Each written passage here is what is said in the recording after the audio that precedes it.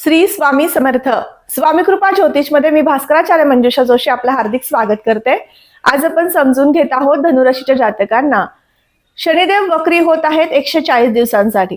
13 जुलै ते 28 नोव्हेंबर हा कालावधी असणार आहे शनिदेवांचा वक्रावस्थेतील. मग तुमच्यासाठी कोणती विशिष्ट संधी शनी महाराज घेऊन येतील आणि कोणत्या बाबतीमधील अडचणी अडथळे निर्माण करून देऊ शकतील, अशा सगळ्या माहितीसाठी आपण आज हा व्हिडिओ खास केलेला आहे. चला तर मग माहितीला सुरुवात करूया. शनिदेव वक्री होणं म्हणजे काय हे प्रथम समजून घेऊ आणि माहितीला सुरुवात करू. शनिदेव वक्री होणं म्हणजे सूर्यमंडळामध्ये जेव्हा ते परिक्रमण करत असतात त्या परिक्रम गतीमध्ये थोडीशी त्यांची गती संथ होणं, मंद होणं, यालाच आपण ग्रह वक्री होणं असं म्हणतो किंवा शनिदेव वक्री होणं असं म्हणतो. ज्यावेळेस पृथ्वीपासून आपण त्या शनिदेवांना पाहतो त्यावेळेस ते थोडेसे मागे आलेत किंवा उलटे चाललेत अशा पद्धतीने भास होतो. या भासाला सुद्धा आपण वक्री होणं असं म्हणू शकतो.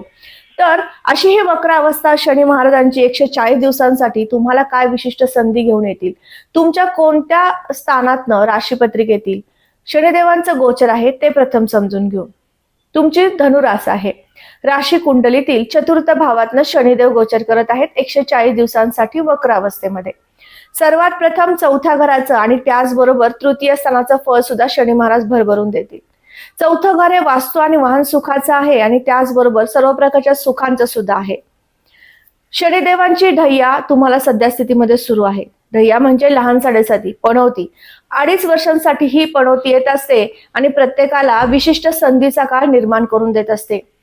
शनी महाराजांची ढय्या ज्यावेळेस येते त्यावेळेस तुमच्या जीवनामध्ये विशिष्ट बदल परिवर्तन घडतात. काही अडचणी असतील, अडथळे असतील तुमच्या करिअर बाबतीमध्ये, नोकरी बाबतीमध्ये किंवा आणखीन कुठल्याही गोष्टींमध्ये, तर त्यातनं बाहेर पडण्याचे अनेक मार्ग शनी महाराज या 2.5 वर्षामध्ये देत असतात.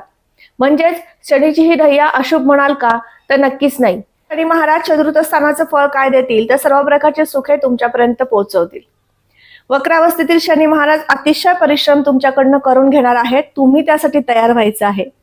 तुम्ही जो उद्योग व्यवसाय करता किंवा नोकरी करता, ज्या माध्यमातून तुमचं कर्म आहे आणि त्या कर्माला योग्य न्याय तुम्ही देत आहात, तर यामध्ये गतीने आणि अगदी उत्तमरित्या तुमच्याकडनं काम होण्यास या 140 दिवसामध्ये गरजेचे आहे. या 140 दिवसामध्ये तुम्ही जे केलेलं कार्य आहे त्याचा गुणगौरव नक्की तुम्हाला प्राप्त होऊ शकतो आणि त्या माध्यमातून कीर्ती प्रसिद्धी सुद्धा प्राप्त होऊ शकते.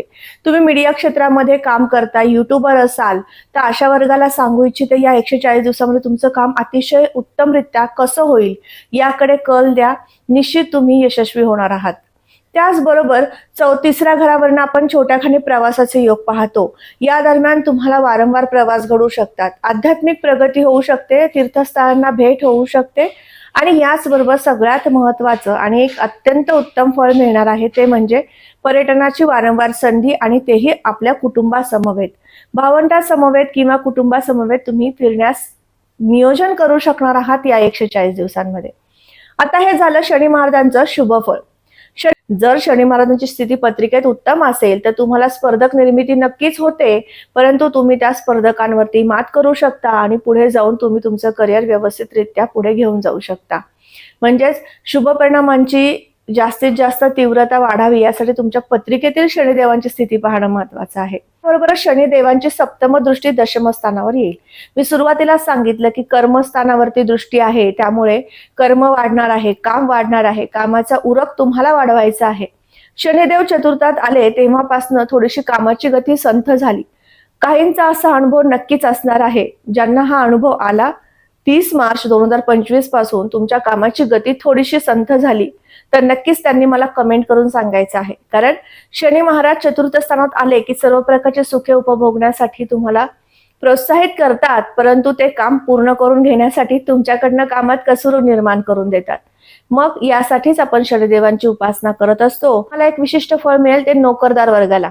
ज्यांना गव्हर्नमेंट खात्यामध्ये नोकरीसाठी प्रयत्न सुरू आहेत अशा वर्गांना सांगू इच्छिते नक्कीच जास्तीत जास्त प्रयत्न तुमच्याकडनं होणे आवश्यक आहे. प्रयत्नांना उत्तमरित्या यश देण्यासाठी शनी महाराजांची कृपा आता होऊ शकते.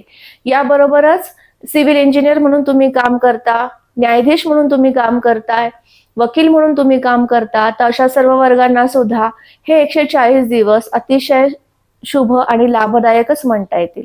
तुमच्याकडनं योग्य न्याय होऊ शकतो असे फळ शनी महाराज देतील. कारण शनिदेवांची दशमदृष्टी लग्नस्थानावर येत आहे, त्यामुळे लग्नस्थानावरनं आपण आपला चेहरा हा पाहत असतो, मुख पाहत असतो आणि या स्थानावरती जेव्हा शनिदेव दशमदृष्टीने पाहतात त्यावेळेस चेहऱ्याचे काहीतरी ट्रीटमेंट सुरू करावी किंवा आता आपण स्वतःकडे जरा लक्ष द्यावं असे काहीसे विचार डोक्यात येऊन जातात आणि त्या पद्धतीने तुम्ही कार्य करण्यास सुरुवात करता.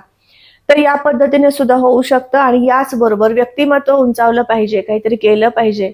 ही आत्मविश्वास निर्माण करून देणारी स्थिती सुद्धा ज्यांच्या पत्रिकेत शनी आणि गुरुदेव सुस्थितीमध्ये आहेत, उत्तम स्थितीमध्ये आहे, त्यांना हे फळ मिळणार आहे. समजून घेतलं की शनिदेवांच्या ज्या ज्या ठिकाणी दृष्ट्या येतात त्यावेळेस कुठली शुभ फळे मिळतील.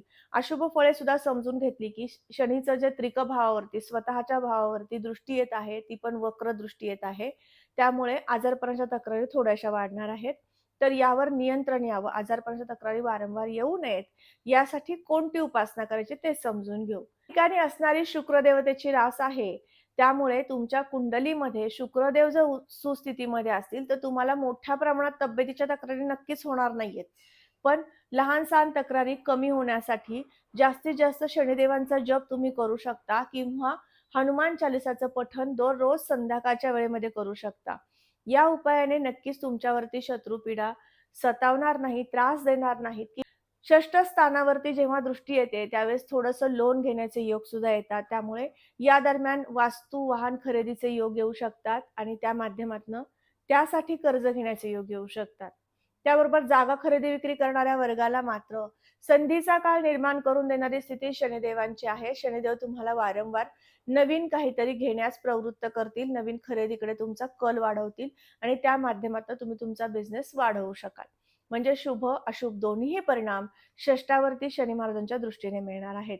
कर्मस्थानावरती दृष्टी आहे, त्यामुळे जास्तीत जास्त हनुमान चालिसाचं पठण केल्यास तुमचं कर्म उत्तम होईल, परिश्रम चांगले होतील आणि त्या परिश्रमाचा योग्य तो फायदा तुम्हाला प्राप्त होऊ शकतो. ना विवाह करायचा आहे, अशा विवाह इच्छुक वधूवरांना सांगते, तुमच्या कुंडलीप्रमाणे 7व्या स्थानातनं गुरुदेवांचं गोचर आहे. शनिदेव आता वक्री होत आहेत, त्यामुळे तुमच्या कार्याला, विवाहाच्या कार्याला नक्कीच ते सपोर्ट करतील.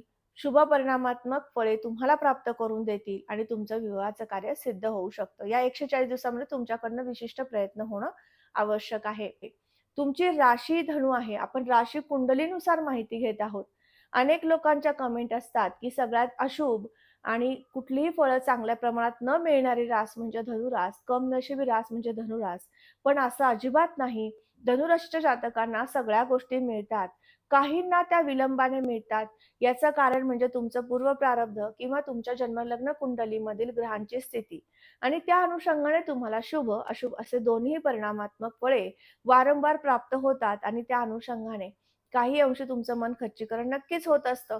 कारण तुमची रास ही भावनिक रास म्हणून पण ओळखली जाते.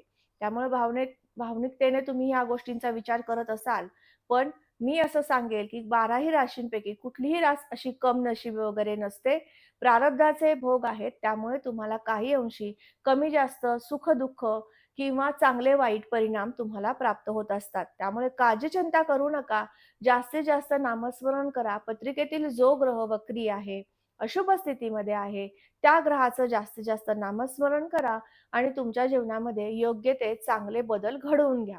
तोपर्यंत तुमच्या दैनंदिन जीवनशैली व्यतीत करताना काही अडचणी येतायत, समस्येतनं जावं लागतंय, मार्गदर्शनाची आवश्यकता वाटतेय, नक्की मला संपर्क करू शकता. त्यासाठी मी माझा संपर्क क्रमांक दिलेला आहे. तुम्ही आपल्या चॅनलवर नवीन असाल, नक्की चॅनलला सबस्क्राईब करा, बेल आयकॉनला क्लिक करा. पुन्हा भेटूयात अशाच महत्त्वपूर्ण माहितीसह. तोपर्यंत मी आपली रजा घेते. श्री स्वामी समर्थ. जय जय स्वामी समर्थ. रामकृष्ण हरी.